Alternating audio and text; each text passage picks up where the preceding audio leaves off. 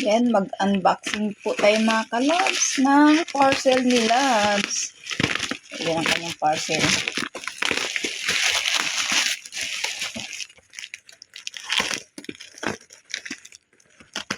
Ano yan? Surprise! Dishwashing.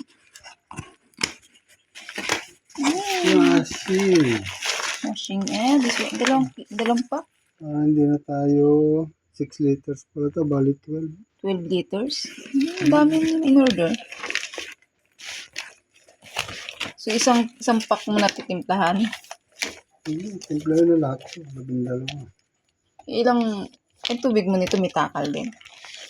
Pang 6 liters. Sa isang ganito ilang tubig. 6 liters nga. Oo nga naman, kulit mo talaga Rona. Tapos yan, kayong tubig, sukat din. Yun no.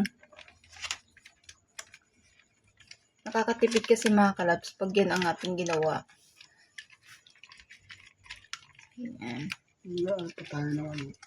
Ano pa? Tatlong Ay, 6 na liters pa ulit. kasi yung tubig mo 6 lang yun na yan. Hindi.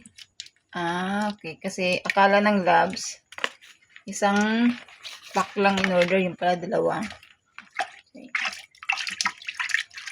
Ito bigan pa ito. Para sa sayang. Oo nga.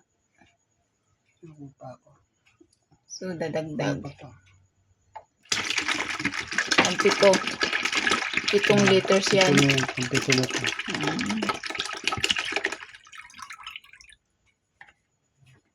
So, magdadagdag pa ng 5. Kasi akala ng Labs ko, isang ganito lang ang in-order, yung pala dalawang pack na ganito. Susulit siya mga kalabs. Mas malaking tipid kaysa bibili tayo sa yung sa pack, yung sa na litro-litro na siya. Yung ready to use.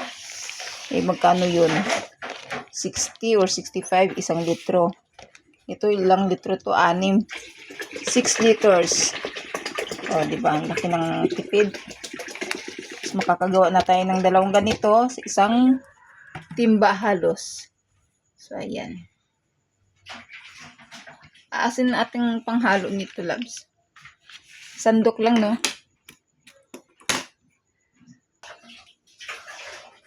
So, ayan, nagbubbles na siya.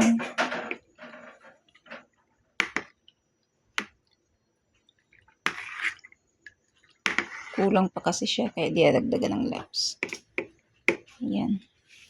Pang ilang niyan? 10. 2 pa. So, halos isang timba mga kalabs. Super tipid.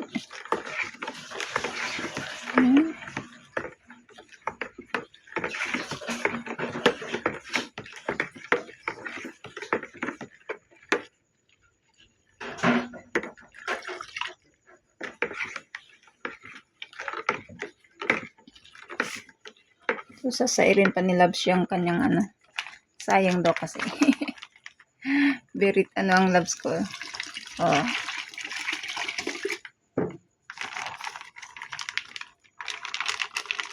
Yan. Sayang nga naman, no? Isang hugasan pa yan. Kailangan sairin.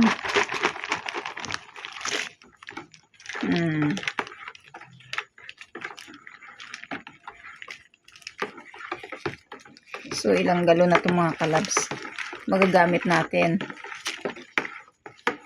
Isang timba. Para tayong yan po.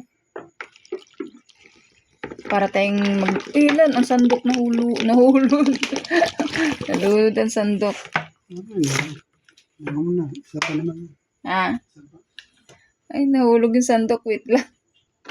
So, ayan, bubuksan ni Labs yung isang pack pa. Sinabay ng dalawang pack. Bali, 12 liters.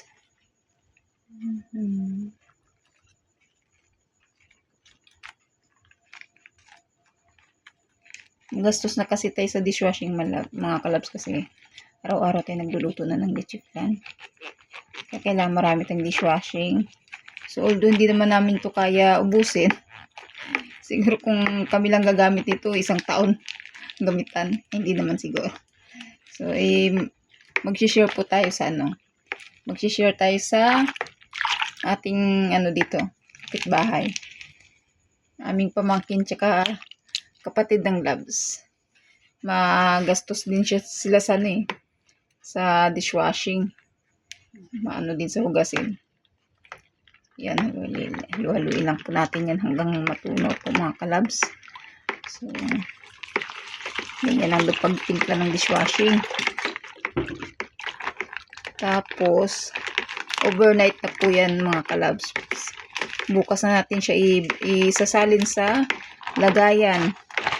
So, kakailang galong kaya tayo nito, Labs. Yung may plano magnegosyo ng ganito. Malaking din, Labs, no? Malaking tawag dito, tubo, puna. Lagyan pa ng tubig. Hindi, pinangalo mo yung isa sana. Ayun, nahulog kasi siya kaya pinalitan ko. Nahulog. Hindi abot yung ilalim. Yan kailangan wala na siyang bubo mga kalabs. Yan. Dahil pa siyang bubo. So matutunaw yan mga kalabs hanggang madaling araw, kinabukasan. Kailangan natin halu-haluin. Halo-halo, iba't iba, dagdagan pa ng plato't kutsara para maganda ang paghuhugas nila. Kinantahan. Nakakangalay din eh. Yan, ka na magkulay. So, yan.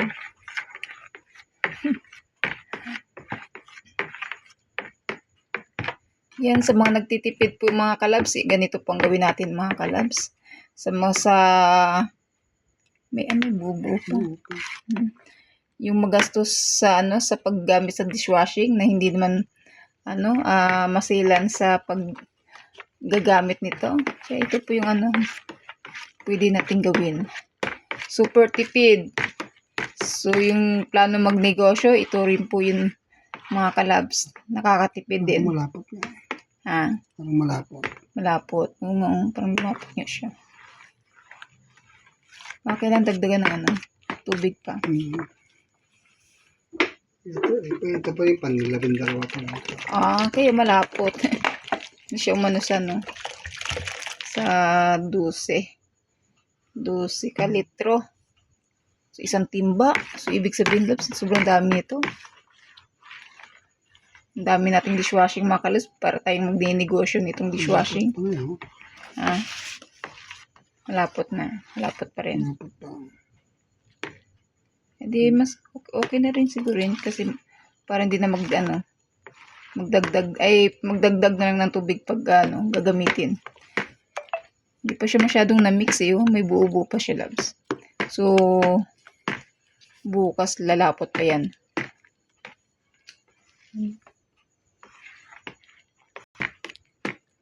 Wala na yung buo-buo. Wala na, lumiliit na. Lumilinaw na siya. So, yan. Kailangan daw kasi mga kalabs, haluin para mag-mix siya sa tubig, matanggal yung buo-buo. Pag natanggal yung buo-buo sa kakahalo, ibabad natin siya ng overnight. So, kinabukasan natin siya i-repack. Lalagay natin siya sa mga galon-galon. So, ayan. Bago natin ilagay sa isang tabi. Or i-distribute sa mga kung sino yung gusto natin pagbibigyan yan. So, ayan na. Okay na siguro yan, Labs. Malapot nga siya na maganda. Last kasi in-order namin yung mga kalabs. Kulay dilaw naman siya. Kumbaga lemon ang kanyang flavor. Ito naman kalamansi. Dapat na, nagdagan pa natin isa. Dagdagan pa ng tubig. Malapot daw, dagdagan pa ng labs. So, ayan, didagdagan ng tubig mga kalabs kasi malapot po siya. O, pwede na rin, puro na rin siya. Hindi na wala tubig ay ganyan na paggamit niya. So, hindi na tayo magtitipid sa paggagamit nito mga kalabs kasi kumbaga unlimited kasi mas sobrang dami. Di ba? Unlimited yung gamit natin ito. Hindi na tayo kailangan na kunting patak lang kasi mauubos. So, yung mga bula-bula niya mga kalabs, mawawala yan pag naibabad natin siya ng overnight. Yan, abangan natin yan sa pagsasalin natin kung nakakailan tayo sa isang timba sa loob ng 12 liters ng ganitong pack. Yan, 6 liters isang pack. So, nakagawa tayo ng isang timba. So, ayan. Yan, ilagay mo natin sa isang tabi. So, ayan po ang ating ganap for today mga kalabs. Naggawa lang tayo ng dishwashing para makatipid po mga kalabs. Ayan po. So, kayo din po, pwede nyo rin gawin yung mga kalabs yung hindi natin kailangan magtipid sa paghugas ng plato. Ayan, mag-only dishwashing po tayo. So, ayan, thank you for watching mga kalabs. Ayan lang po ang ating ganap for today. Thank you. God bless everyone. Bye. See you part 2 sa ating pagsasalin sa ating dishwashing kung makakailan po tayo mga kalabs. So, ayan. Thank you so much.